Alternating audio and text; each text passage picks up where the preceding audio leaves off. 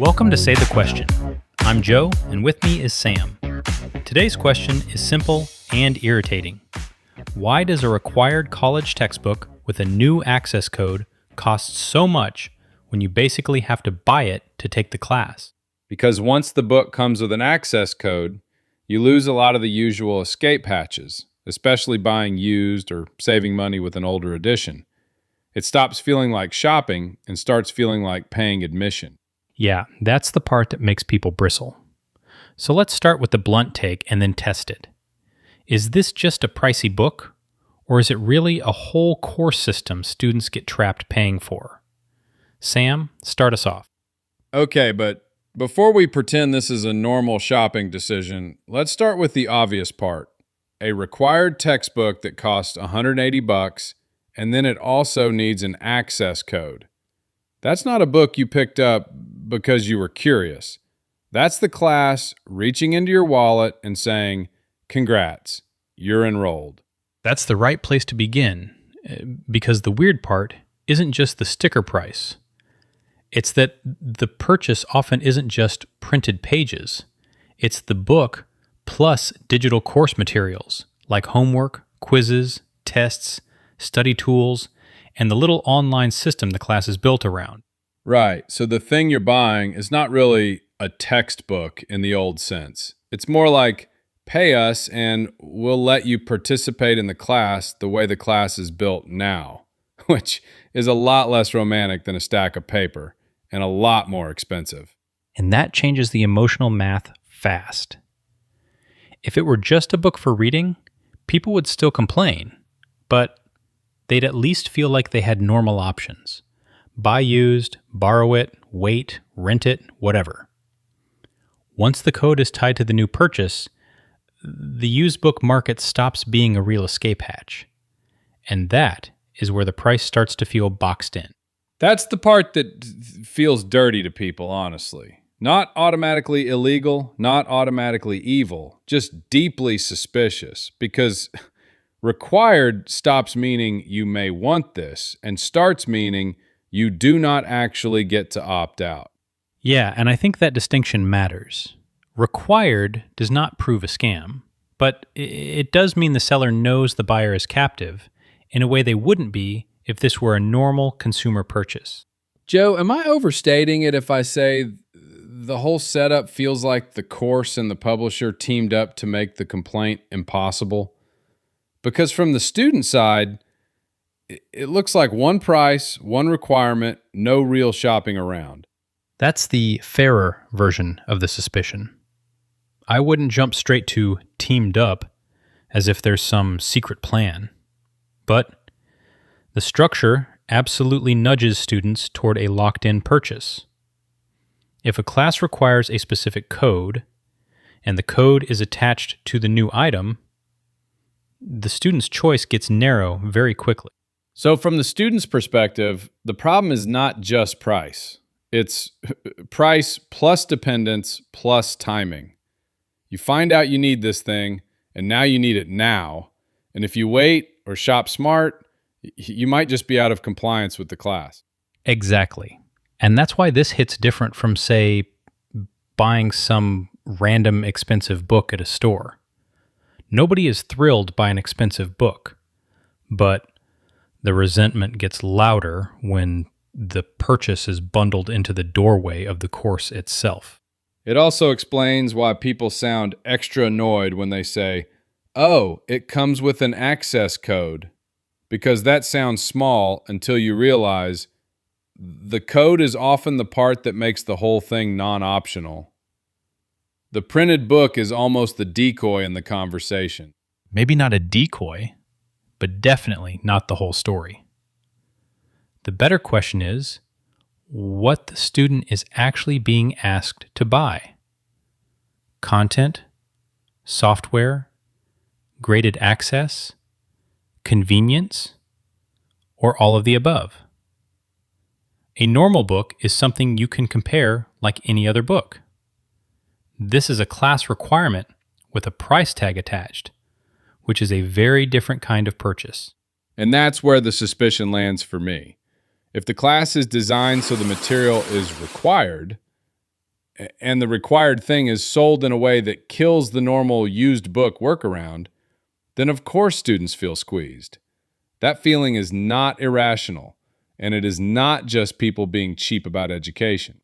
No, it isn't irrational. The mistake would be turning "this feels unfair" into "there must be one villain and one clean explanation."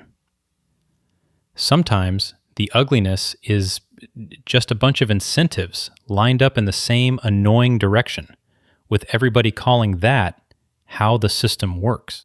Which is almost worse because then nobody has to look dramatic while they do it. They can just say, well, that's how the course works, and everybody else gets to pay for the privilege of understanding the system. That's the part people are reacting to, not some cartoon villain, just a setup that makes the student eat the inconvenience. So the starting take is the price is only part of the story. The real irritation is that a required textbook plus code package turns a normal purchase into a captive one.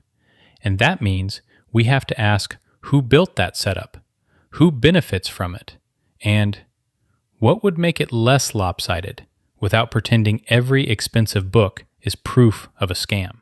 Okay, but before we get too civilized about it, I think we should name why this whole setup feels shady to people. It is not just that the book is expensive. It is that the price shows up inside a system where the student is already trapped. So it does not feel like shopping. It feels like being handed the bill after the door locks behind you. That is the useful distinction. The suspicion starts because a required textbook is not a normal retail purchase. In normal retail, you can walk away, compare options, buy used, buy last year's version, or decide the thing is a bad deal. With a course requirement, those escape routes shrink fast, and people feel that loss before they even do the math. And then they put an access code in the package, which is where everybody's brain goes, oh, come on. Now you are not just buying pages, you are buying permission to do the homework, take the quiz, and keep up with the class. That is a very different emotional category from, I bought a book because I wanted the book. So is the real problem the bundle, the access code, or the whole captive demand setup? Because those are not identical complaints, and I think people mash them together when they are mad. Mostly, the bundle is what makes it feel cornered. Student groups have pointed out that when a textbook is bundled with an access code, students lose a lot of the usual cost-saving options, especially buying used copies or older editions. So even if the academic purpose is real, the purchase stops behaving like a normal book market and starts behaving like a required entry fee. That is exactly why the whole thing reads as unfair before anybody gets into the details. The student hears, you need this for class, it includes the code, and by the way, you probably cannot really substitute the cheaper version. So the emotional reaction is not just sticker shock. It is the sense that the system already made the choice for you. Right, and that is where the one-time code matters. Digital access codes can unlock study guides, homework, quizzes, and tests. So you are not just paying for content, you are paying for entry to the course machinery. That is why people describe it as locked in, even when nobody has done anything obviously illegal. And the deadline piece makes it worse. If the code is tied to the class and you drop after the refund window or the opt-out deadline, you can be stuck with something that no longer helps you. That is the kind of detail that makes students think, great, so the system was designed around the school calendar, not around my actual life. Where would you draw the line then? At what point does this stop being annoying and start being a real design problem? I think the line is when the buyer is forced to act first with limited information and the alternatives have been narrowed so much that no is expensive. That alone does not prove fraud or a conspiracy. It just means the frustration is built into the structure instead of being an accident. So the suspicion is basically that you are not really buying a book in the normal sense.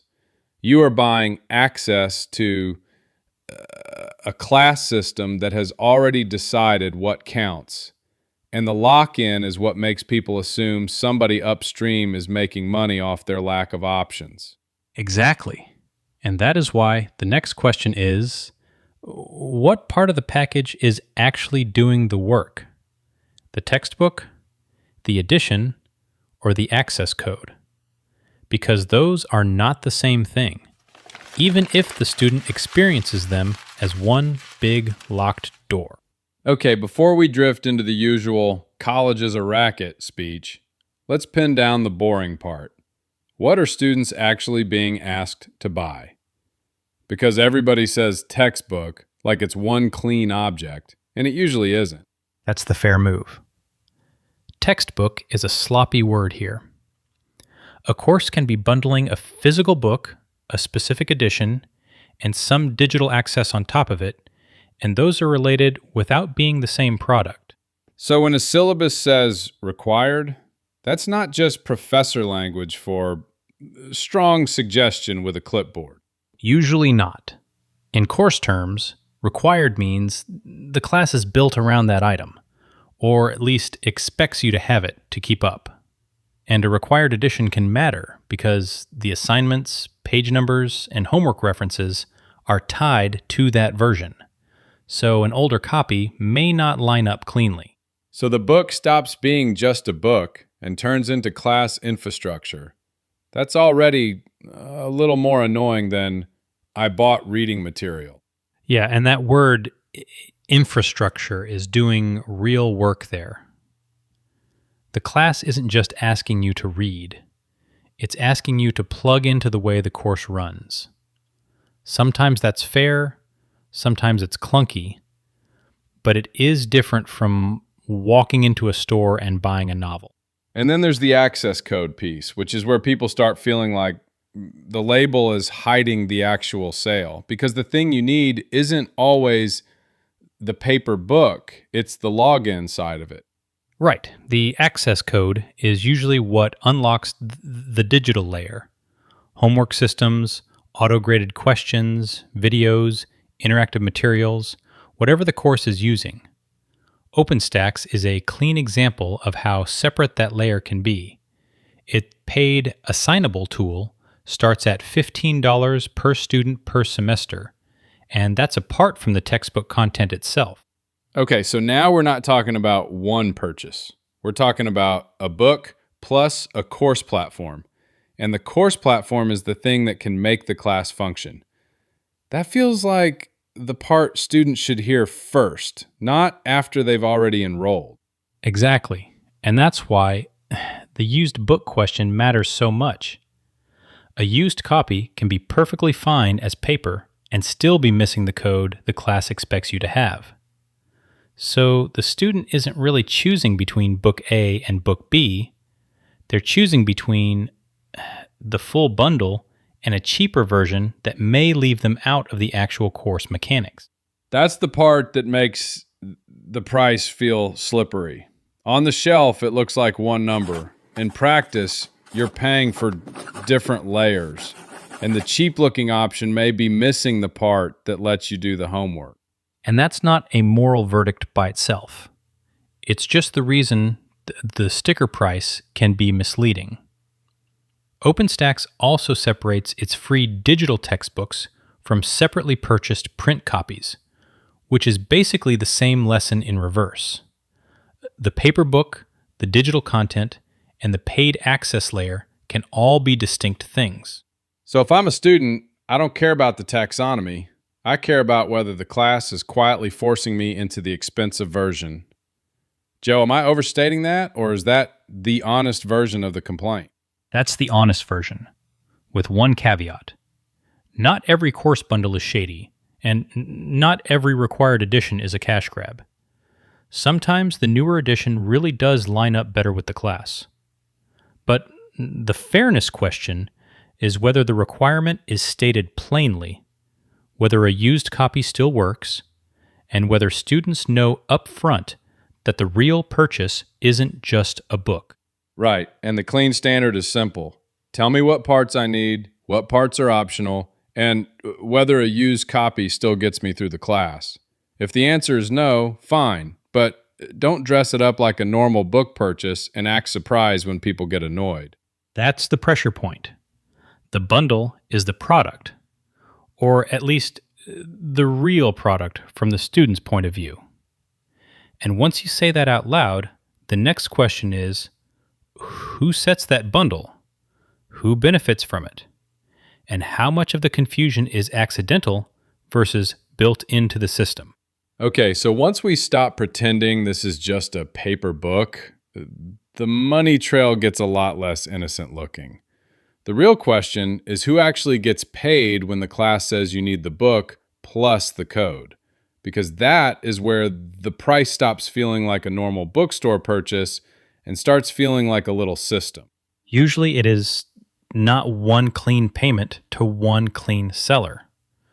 There is the publisher side, sometimes a platform side, sometimes the bookstore or the school if they are handling delivery, and the student is buying access to a package that does more than just sit on a shelf. That is basically the homework portal.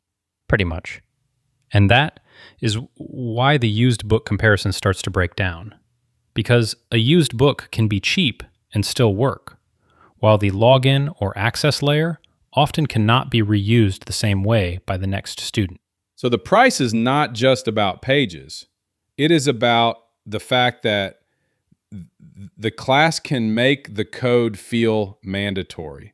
And once that happens, the buyer does not have the usual freedom to say, I will skip this one, or I will just buy a different version. That is the economic wrinkle. GAO reported that publishers were disclosing required pricing and format information and making bundled components available individually. But faculty still tended to prioritize the materials that fit the class over price and format. So the information can exist, and the pressure can still be lopsided.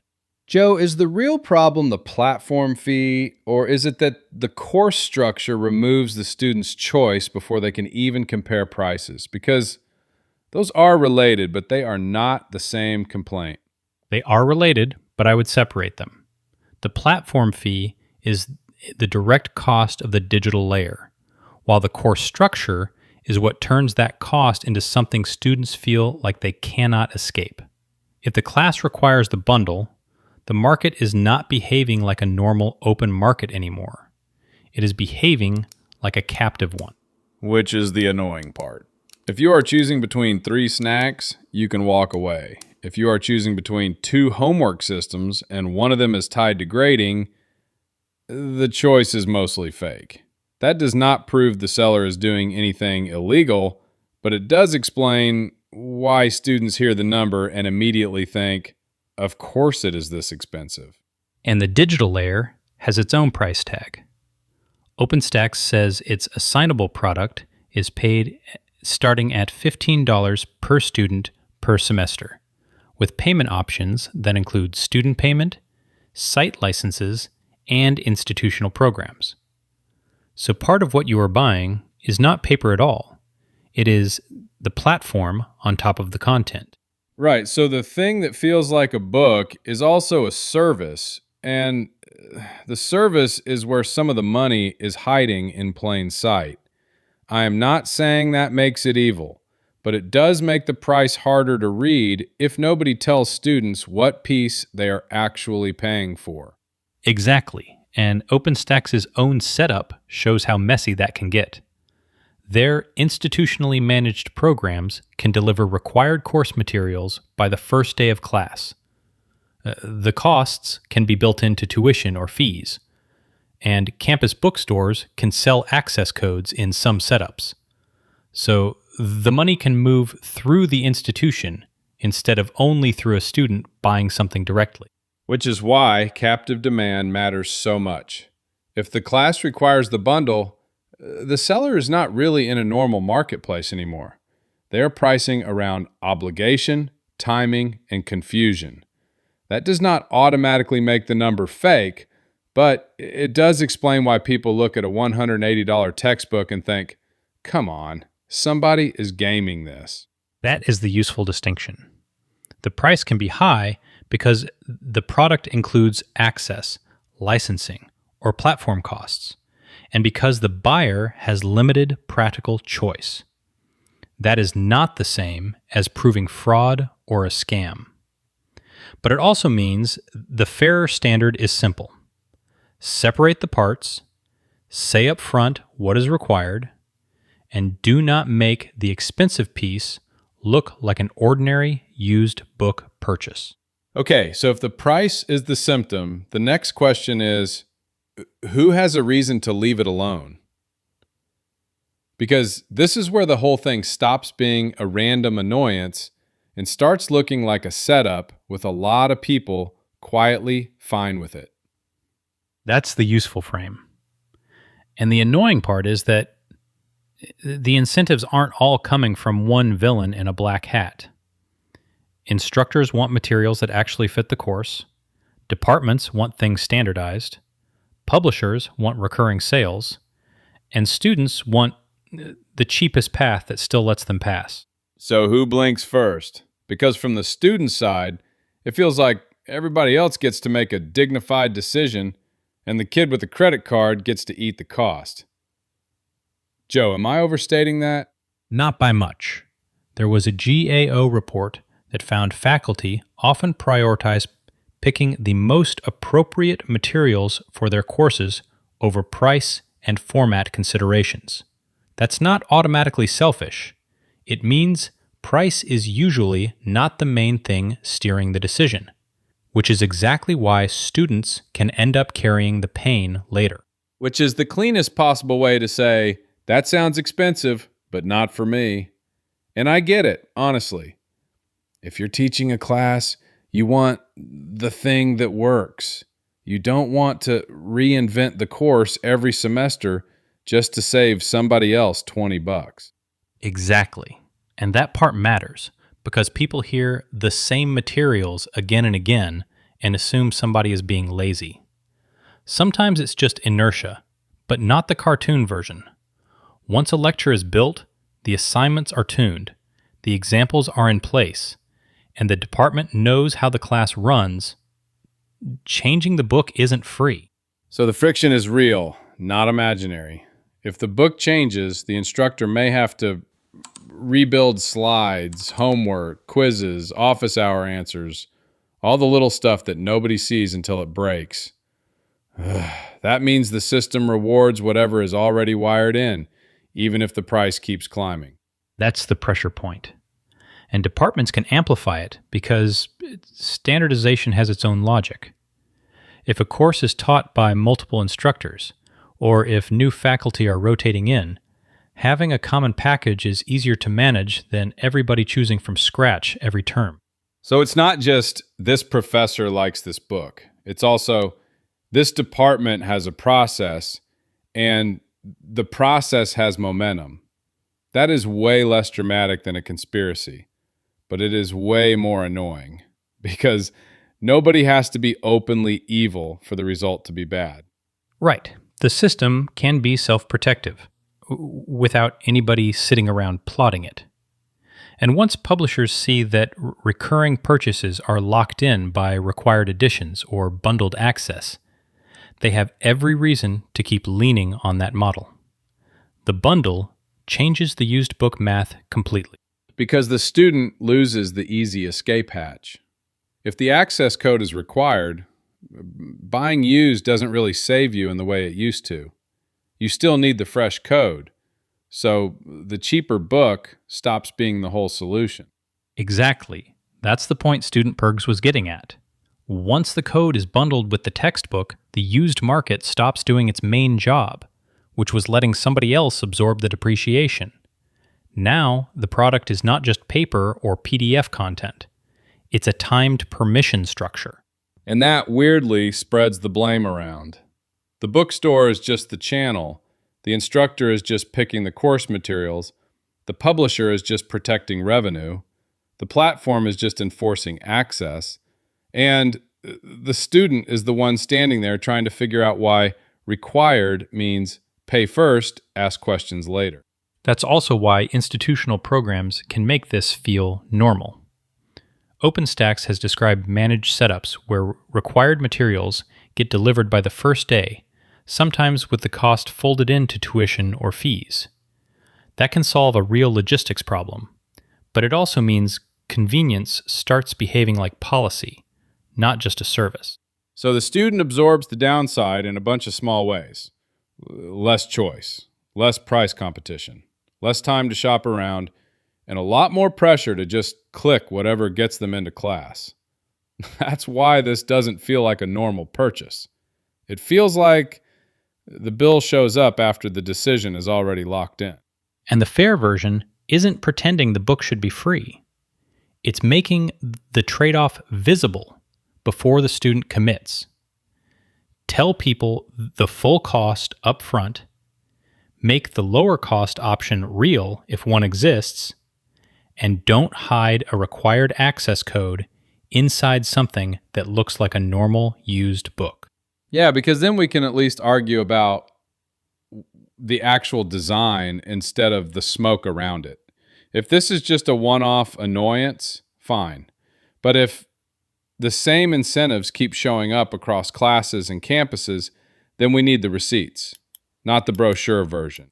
Okay, so the next question is whether the required book plus access code thing is just one obnoxious class setup or whether it's basically the standard shape of the market now.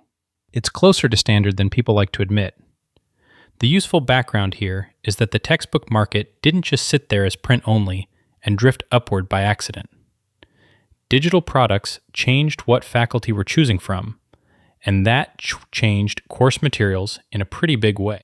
So the complaint isn't only book expensive, it's the thing on the syllabus stopped being a book and became a bundle, which is a different kind of annoyance because now you can't compare it to a normal purchase. But Joe, am I overstating it if I say the bundle is the whole point now? Like, are schools choosing this because it genuinely helps teach the class or because it makes the price harder to avoid? That's the right line to draw. It's probably not one single motive, but the structure does something obvious.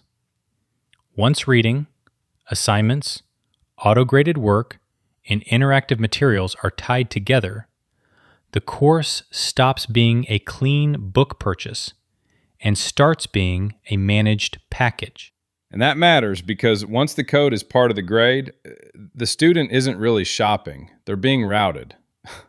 Some of these materials also show up through institutionally managed programs, so the cost gets wrapped into the course instead of sitting as a separate choice at the bookstore. Right, and that's a big part of the annoyance. Students don't experience it as, I chose a premium product. They experience it as, the class made the choice for me. That doesn't prove bad intent, but it does explain why it feels less like a purchase and more like a requirement with a receipt attached. Which is exactly the problem. Not proof of fraud, not some grand conspiracy, just a setup that knows people will pay first and argue later. That's the useful distinction. The fact pattern supports suspicion about design and incentives, but not a leap to saying every publisher or instructor is pulling a scam. Sometimes the ugliness is more boring than that. The industry has learned that bundling, required access, and costs folded into tuition or fees make resistance harder. And the boring version is almost worse because it means the system doesn't need anybody twirling a mustache. It just needs everyone to keep making the choice that works best for the institution, the bookstore, or the platform, while the student is left comparing 3 confusing prices and a deadline. Exactly. The GAO's point about textbook market changes is useful here. The rise of digital products changed what faculty were choosing from, so the decision isn't happening in a print-only world anymore. Once the course material is part reading, part platform, and part assignment system, the old just buy the book somewhere cheaper advice gets a lot less clean.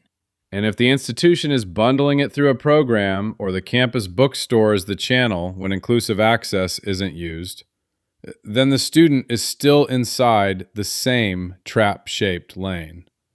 They might technically have a choice, but it's a choice with one foot on the brake and a syllabus at the window.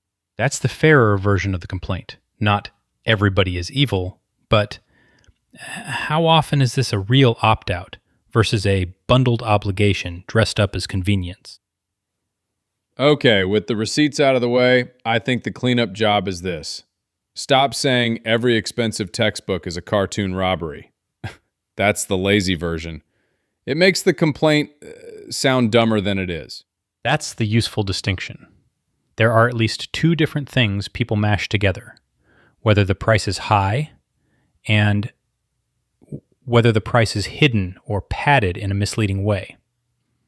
Those are related, but they're not identical. And the public argument loves to act like it's one giant villain with a mustache twirling behind a desk. But some of the cost is real. There are platforms, editing, support, assignment systems, all the boring stuff that isn't free. Joe, am I overstating it if I say that part matters even when the student still gets hosed? No, it matters. The problem is that real cost does not automatically mean fair outcome. A bundle can contain genuine services and still be designed so the student has almost no way around paying for them. That's where the complaint gets stronger. Not nothing of value exists, but the value is packaged in a way that removes choice. Right, and that choice piece is the part people keep skipping. If the book has an access code tied to homework, then the used book market stops being the easy escape hatch. You don't get to say, I'll save money and buy last term's copy, because the class is basically saying, nice try. And to be fair, that's not always some secret conspiracy. The GAO found that publishers disclosed pricing and format information in many cases, and bundled components were available separately in many cases too. So the story is not simply, they hid everything and cackled. The story is more like, students may be able to see the price, but that does not mean they have much practical leverage once the course requires a specific bundle. So the dumb take is, all publishers are evil, full stop. The equally dumb opposite is, students are just confused and should be grateful for the whole package. The real complaint lives in the middle, except the middle sounds too polite for what it is. It is a captive market with a lot of forced buying. Yeah, and captive markets change the moral math. If I can walk away, I can judge a price as a choice. If I can't walk away without hurting my grade, then the price starts to look less like ordinary retail and more like a requirement with a bill attached. That doesn't prove bad intent, but it absolutely changes who absorbs the risk. Which is why the most honest version is not they're stealing from students, even if that is how it feels at the register. It's the system makes students pay like consumers, but act like hostages. And once you frame it that way, the question becomes whether the bundle is actually justified by what it includes, or whether the course design is using the bundle to hide the pain. And here's the part people skip when they want the clean villain story. Some of the bundle really can be useful. A paid platform can include homework systems, grading tools, interactive materials, support, all of that. So if you want the sharper criticism, it isn't nothing here has value. It's that the school and the publisher can package value in a way that leaves students no real choice about how to buy it. That's the part I think people should say out loud. Because once the class says you need this exact code to do the assignment, The student isn't shopping for a book anymore. They're buying access to the course machinery. And if the only cheaper option is a used copy that leaves out the access code, that's not really a cheaper option. It's a broken option. Exactly. A plain example. If the assignment is built inside a portal that the access code unlocks, the student who buys the used book can read the chapters but still can't submit the homework. So yes, the book itself may exist cheaper on paper. In practice, the bundle has turned the code into the thing that matters, and the used book savings evaporate. And that is why the lazy argument falls apart. People hear expensive textbook and jump straight to price gouging without asking, what part is the actual book? What part is the digital system? And what part is just the school forcing everybody through the same gate? Those are different complaints, and mixing them together makes it easier for the real one to get shrugged off. That mix-up matters because it lets everyone avoid the harder question. The easy version says, publishers are greedy, which may be emotionally satisfying and sometimes partially true, but it doesn't tell you what to change. The harder version asks whether the requirement is transparent, whether students get a real lower-cost path, and whether the bundle is actually necessary for learning or just convenient for the course design. So if we want the honest complaint, it sounds like this. Some prices reflect real platform and support costs, but the student still gets trapped inside a design that strips out choice. That's the unfair part. Not every high price is fake, but a required bundle can still be built in a way that makes the student eat the whole bill, whether it helps them or not. That's the standard that holds up to me too. Upfront clarity, real alternatives, and no pretending a captive requirement is ordinary shopping. If the class needs the bundle, say that plainly. If there's a cheaper path that truly works, make it obvious. Otherwise, you're asking students to make a consumer choice in a situation where they don't really have one. Okay, so we've cleaned up the lazy version. Now the honest question is what the strongest case is for the setup and what the strongest case is against it. Because if we can't do both, we're just doing costume drama with a price tag. That's the right place to be, because the best defense isn't professors are out to get students. It's that a course needs a shared baseline if the teaching is going to work at all. If everyone's wandering around with a different edition, different readings, different login, the class stops being one class and turns into a support group for publishing chaos. And the best criticism isn't every class is a scam. It's that the student is the only person in the room who can't really opt out. The instructor chooses the material, the department approves the setup, the publisher packages it, and the kid is sitting there like, cool, I guess I'll pay to participate. Faculty often prioritize the most appropriate materials for the course over price and format because they're trying to keep the class coherent and not build the whole thing out of random pieces. That's not a noble speech. It's a practical choice. What lets me teach this course cleanly, consistently, and without spending half the term Patching holes? exactly, or answering the same access code question 12 times and trying to keep the class from splintering into 3 different versions of the assignment. That is the real defense of a bundled setup. It can reduce friction for the instructor and make the course easier to run for everyone who is supposed to be in the same place at the same time. And if the package actually includes readings, auto-graded questions, videos, flashcards, the whole one-stop thing, I can see why a department reaches for it. It looks cleaner than telling every instructor to assemble their own Franken course from 6 different sources. Right, and that's the strongest institutional version. Not, we love making students miserable, but we want a course that functions. If the system gives the instructor one login, one set of assignments, and one path through the material, the school gets fewer mismatches and fewer lost students. Okay, but where would you draw the line, Joe? When does shared baseline stop being a legitimate course choice and start being a student tax with a nicer name? I think the line is whether the extra piece is doing real teaching work or just making the bundle harder to avoid. If the code is necessary for the assignments the professor actually uses, that's one thing.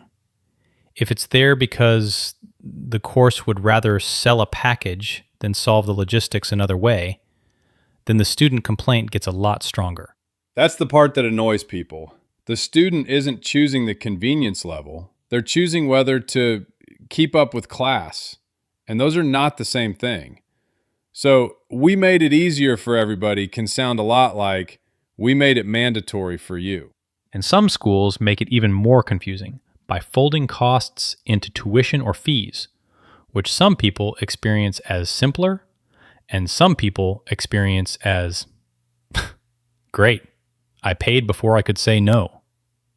Same mechanism, different reaction. One side hears efficiency, the other hears forced participation with cleaner billing. That's why the anger lands. It's not just that the price is high. It's that the course design makes the buy-in feel mandatory before you've had any real choice. And the bundle blurs the line between learning materials and paying for the privilege of being enrolled. That's the cleanest criticism.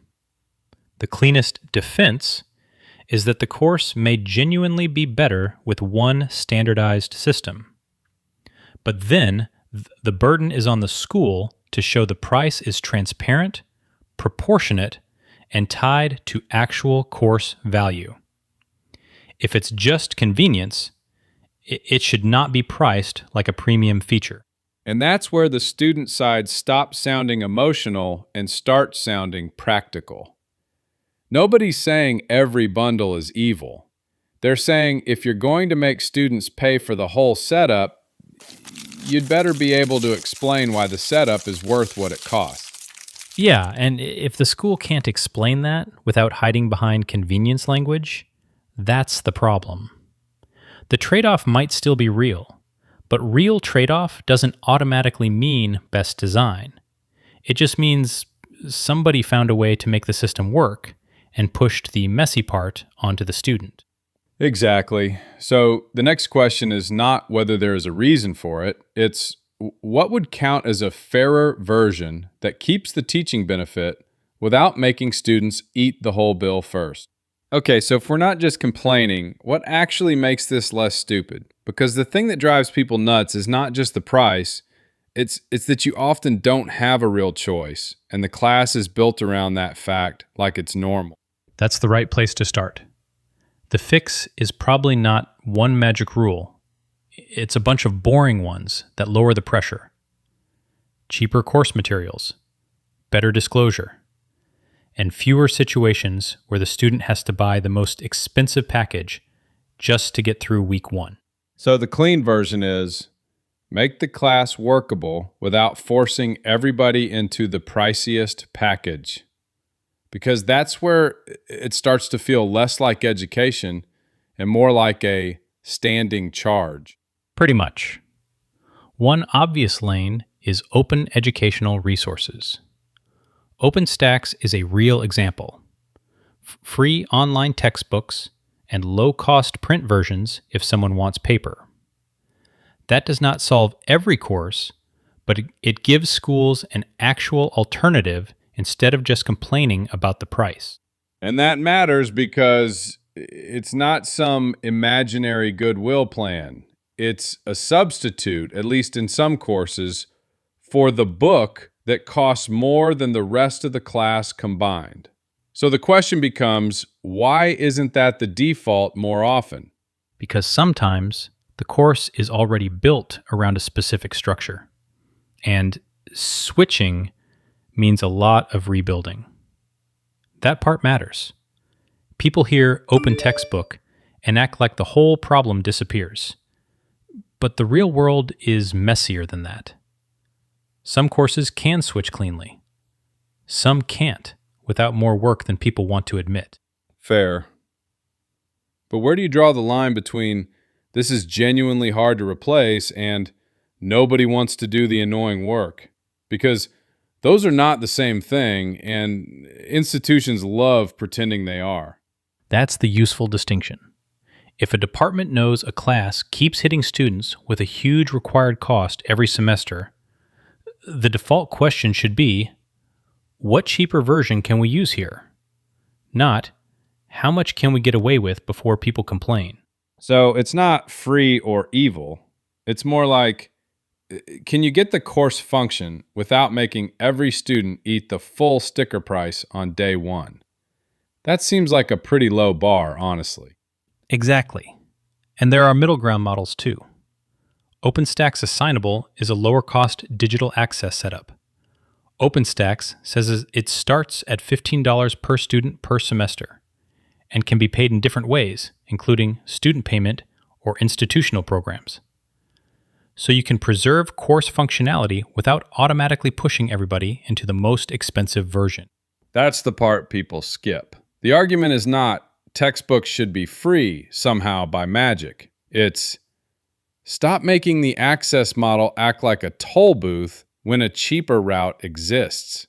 And some institutions try to do that by bundling required course materials into tuition or fees through institutionally managed programs, so students have access by the first day of class. That doesn't erase the cost, but it can reduce the scramble and the surprise. Whether people like that depends on whether they care more about upfront choice or early access. I can already hear the objection. Great, so now the fee is hiding in a different drawer. But if the trade-off is lower friction and fewer students starting behind because they couldn't pay immediately, that's at least a real improvement. Not perfect, just less hostile. Yeah, and that's where transparency matters. The GAO noted that schools can put textbook information online and that the transparency costs were generally manageable, which is a pretty unglamorous but useful fix. If students can see the required materials earlier, they can compare options, borrow, buy used, or plan ahead. So another reform is just stop making the purchase a little ambush. Tell people early, tell them clearly, and don't bury the expensive part until they're already enrolled. And at the department level, give instructors enough flexibility to choose lower cost options, used access alternatives when they actually work, and less bundling when the digital piece isn't essential. That's the line I'd keep. A fair system would give a student a real lower cost route, disclose the requirement early, and only make the expensive package unavoidable when the course genuinely depends on it. That's not perfect, but it gives people something better than pay up and figure it out later. Okay, so if we put the whole thing together, the answer is not this is a scam. It's more annoying than that. It's a setup where the student gets the worst version of a normal market. Because the moment the class says required, the buyer stops being a normal buyer. That's the honest landing spot. The complaint isn't that every part of it is made up, it's that the reasons all point in one direction. The people choosing the materials and the people paying for them are not the same person, and the person paying has almost no leverage once the class is locked in. And that's what makes it feel gross without making it automatically fraudulent. If I can choose not to buy a thing, fine. If I need it to take the class, that's not really shopping anymore. That's more like being handed a bill with a syllabus stapled to it. Right, and the boring reason it persists is that faculty tend to prioritize the most appropriate materials over price and format, so the expensive option can survive even when students hate it. Because the student isn't the one making the choice. Exactly, and that's the key distinction. Understandable process, ugly outcome. It doesn't have to be a cartoon scheme to be a bad deal. If the course requires the package, the consumer doesn't get the normal exit options, and that changes the moral shape of the thing pretty fast. So where do you draw the line then? Is the problem just that something is required, or is it really the combo of required plus no cheaper path? Because to me, that's the part people keep skating past. They hear required and think it's just a purchase decision, when it's really a gatekeeping decision. I think it's the combo. Required on its own isn't automatically sinister. Some courses really do need a specific setup, but required with no meaningful low-cost alternative is where the student gets squeezed. That's why the fair critique survives even when you accept the institutional reasons. The system can make sense to the school and still be rough on the person trying to enroll. And to be fair, the digital layer isn't imaginary. Assignments, auto-graded work, interactive stuff, platform support, some of that costs something real. So I don't want to pretend every pricey bundle is just empty markup wrapped in a barcode. No, and that matters. Some of the cost can be tied to the platform and the way the course runs, which is why the serious criticism is not, all of this is made up, but why is the student locked out of lower cost routes when the extra layer isn't truly necessary? That is the part that survives every reasonable explanation. That's the part that should bother people most. Not that education costs money, obviously. It's that the cheapest route is often the one the system makes hardest to use. And once the enrollment clock is ticking, that stops looking like ordinary consumer choice and starts looking like pressure with nicer packaging. Yeah, and that gives us the useful standard. Disclose it early, keep a real cheaper path open when one exists, and only make the expensive package unavoidable when the course genuinely depends on it. If you can't do that, people are right to call the setup exploitative in effect, even if nobody involved is twirling a mustache. That's the cleanest version of it. The institutional reasons are real, the platform reasons are real, but the student still ends up with less choice than the price tag pretends. So the answer isn't burn it all down. It's stop pretending required means normal, because it doesn't. So that wraps this one up. Thanks for spending a few minutes with Say the Question. Follow along, and we'll be back tomorrow with another one.